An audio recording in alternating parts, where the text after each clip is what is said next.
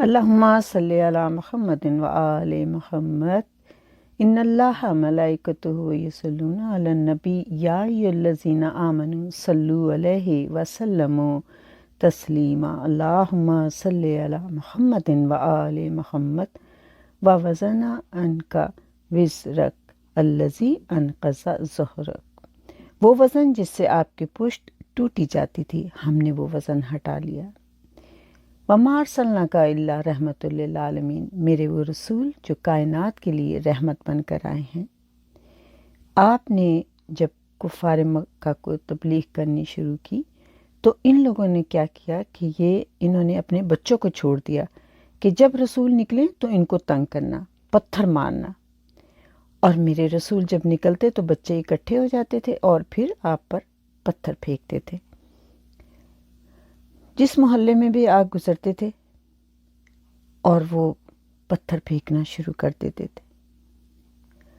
اگر ہم نے عموماً یہ دیکھا ہے کہ اگر کسی شخص کو کوئی بچہ تنگ کرے تو چاہے بزرگ کیوں نہ ہو، وہ بچے کے پیچھے دوڑتا ضرور ہے، اور اگر وہ بچوں کے پیچھے دوڑے گا تو ظاہر ہے بچوں کے پیچھے دوڑنے والے کو لوگ یہی کہیں گے کہ پاگل ہے، کہ بچے کی بات کو سمجھ رہا ہے، حالانکہ یہ نہیں سمجھتے کہ بچہ بہت بدتمیز ہے۔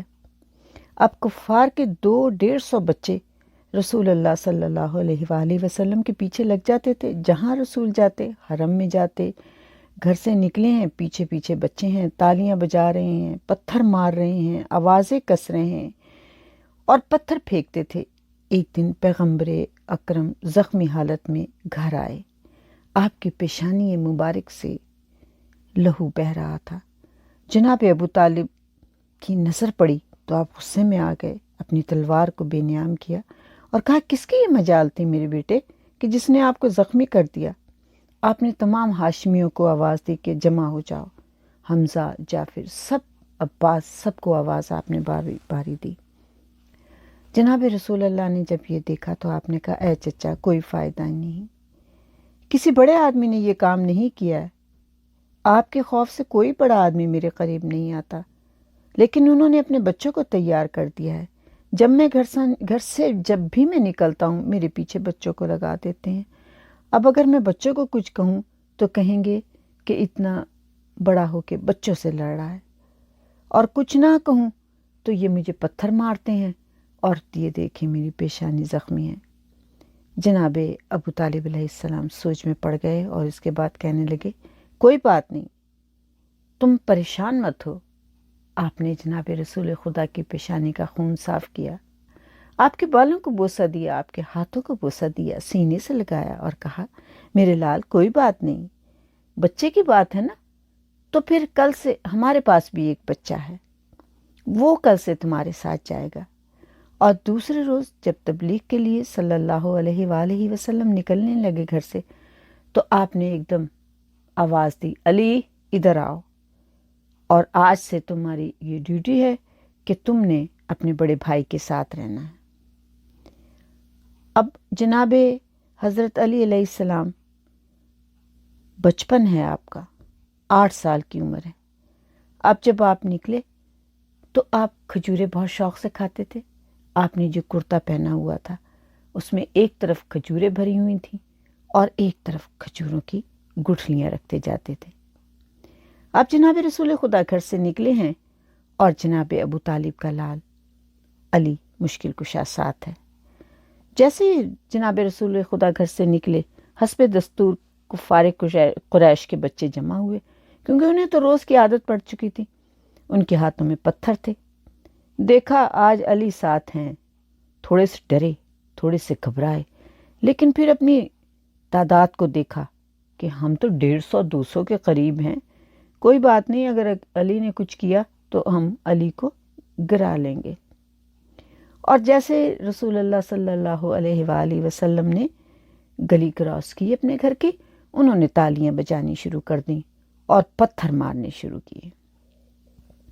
جیسے انہوں نے پتھر مارنے شروع کیے، رسول اللہ کے قدم حرم کی طرف جا رہے ہیں، کعبے کی طرف بڑھ رہے ہیں، اور ان کے پتھر اب رسول کو بھی لگ رہے ہیں، علی کو بھی لگ رہے ہیں۔ اب میرا رسول وہ ہے جو دیکھ رہے ہیں علی کے چہرے کی طرف کہ علی کیا کرتے ہیں، اور علی دیکھ رہے ہیں رسول کے چہرے کی طرف، تو آپ نے کہا کہ اجازت ہے مجھے؟ اور جناب رسول خدا نے کہا کہ اجازت ہے۔ ادھر اجازت ملی، کہا کہ اب تو بچوں کا معاملہ ہے، یہ بچے مجھے مار رہے تھے، میں ان کا کچھ اس لیے نہیں کہتا تھا کہ لوگ مجھے کہہ دیں گے کہ بچوں سے لڑتا ہے، اب تم جانو اور یہ بچے جانیں۔ بس کہتے ہیں کہ جناب حضرت علی علیہ السلام نے پہلے تو گٹھلیاں جو تھیں وہ تاک تاک کے مارنی شروع کر دیں، اور بچے پھر بھی قابو نہیں آئے تو آپ اس مجمع میں گھس گئے جو 150-200 کے قریب تھا۔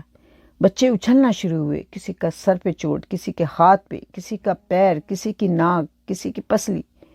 اب چیختے چلاتے یہ بچے بھاگے اپنی ماؤں کے پاس اور جا کے کہنے لگے یا قدیم یا قدیم یا قدیم۔ ماؤں نے انہیں تھپڑ مارے کہ یہ قدیم کون ہے؟ تو کہنے لگا ہڈیاں توڑنے والا، ہڈیاں توڑنے والا۔ تو ماؤں نے پوچھا ہڈیاں توڑنے والا یا قدیم کون ہے؟ تم نے اتنے لقب دے دیے، کون ہے یہ؟ تو انہوں نے کہا کہ یہ علی کا نام ہے کہ جو کہ ہمیں آ کے مار رہا تھا۔ اور ماؤں نے پوچھا ہڈیاں توڑنے والا علی؟ علی تو بچہ ہے۔ کہاں ہاں وہی ابو طالب کا بیٹا علی۔ یعنی ماؤں کو یقین نہیں آ رہا تھا، علی کو دیکھتے تھے آپ بہت نفیس مزاج تھے، لیکن جب آپ کو دیکھا تو کہنے لگے کہ یہ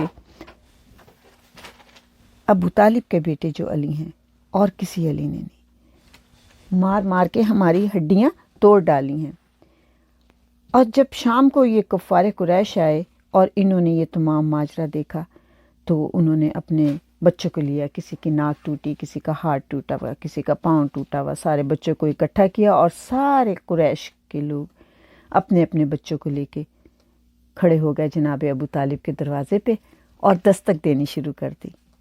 جناب ابو طالب نے کہا جاؤ دیکھ کے کون آیا ہے۔ جب دیکھا تو وہ سارے اہل قریش اپنے اپنے بچوں کو لے کے کھڑے تھے، تو اور دروازہ کھولتے ہی انہوں نے سلام تو کیا میں رواج ہی نہیں تھا شاید، تو انہوں نے فوراً ہی اپنے اپنے بچوں کو سامنے کرنا شروع کر دیا کہ ابو طالب کو بلائیں، ہم ان سے یہ کہنا چاہتے ہیں کہ اس کے بیٹے علی نے ہمارے بچوں کو اتنا مارا ہے کہ ہڈیاں توڑ دیں۔ تو جناب ابو طالب نے آواز دے کے کہا کہ انہیں سب کو بلاؤ۔ سارے کے سارے اپنے اپنے بچوں کو لے کے جناب ابو طالب کے پاس شکایت کرنے آئے، اور جب شکایت کرنے کی باری آئی تو ایک پوچھا کہ کیا بات ہوئی تھی۔ ایک کھڑا ہوا، کہا ہم علی کی شکایت کرنے آئے ہیں۔ تو آپ نے کہا کہ سوچ لو، جس لیے تم نے اپنے بچوں کو بھیجا تھا، تم نے اپنے بچوں کو رسول کو مارنے کے لیے بھیجا تھا، وہی میں نے کیا۔ میں نے بھی ایک بچہ بھیج دیا تھا اپنے بیٹے کی حفاظت کے لیے، اپنے بھتیجے کی حفاظت کے لیے۔ اب بتاؤ کہ کیسے لڑنا ہے، کل کیا کرنا ہے؟ بچوں کا معاملہ ہے، بچے تو ایسے ہی لڑتے ہیں، کیونکہ تم میرے بیٹے سے یہی کہتے تھے کہ بچوں کو اس لیے تم بھیجتے تھے کہ میرے رسول میرا بیٹا اور تمہارے ساتھ تمہارے تو لڑ نہیں رہا، تو تم نے اپنے بچوں کو بھیج دیا کہ کسی طریقے سے رسول کو غصہ آئے اور وہ بچوں کو مارے۔ لیکن اب تو بچے بچے کی لڑائی ہے، اب میں کیا کر سکتا ہوں؟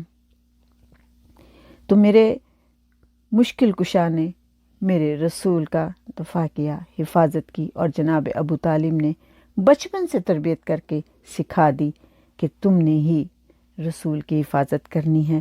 اور خدا نے کس طرح سے کہا تھا وَوَضَعْنَا عَنْكَ وِزْرَكَ وَرَفَعْنَا لَكَ ذِكْرَكَ، کہ اے میرے رسول، سورۃ علم نشرہ کو جیسے جیسے پڑھتے چلے جائیں آپ کو بہت سکون بھی محسوس ہوتا ہے، اور بہت سے آپ کی زندگی کی پریشانیاں بھی دور ہوتے ہیں۔ اللہم صلی علی محمد وآل محمد۔ بار اللہ اس ذکر کے صدقے سے ہمارے گناہ کبیرہ و صغیرہ کو معاف کر دینا، جو بے اولاد ہیں ان کو اولاد عطا کر، جو بے روزگار ہیں ان کو روزگار عطا کر، جو مقروض ہیں ان کے قرضے عطا کر، جو مجبور اور پریشان ہیں ان کی پریشانیاں دور کر دے۔ اے میرے مولا، جو بیمار ہیں ان کو صحت عطا کر، جو بے روزگار ہیں ان کو روزگار عطا کر، جو مقروض ہیں ان کے قرضے عطا کر۔ اے میرے مولا، تو سب کی ان دعاؤں کو بھی سننے والا ہے جو لبوں پر نہیں آتی۔ اے میرے مولا ان تمام دعاؤں کو قبول کر لے، روز محشر میں پیاس کی شدت سے بچانا، اور پاک زہرا اور مولا علی کے علم کے سائے میں رکھنا، اور میرے امام زمانہ کا جلد ظہور ہو جائے۔ اللہم صلی علی محمد و آل محمد۔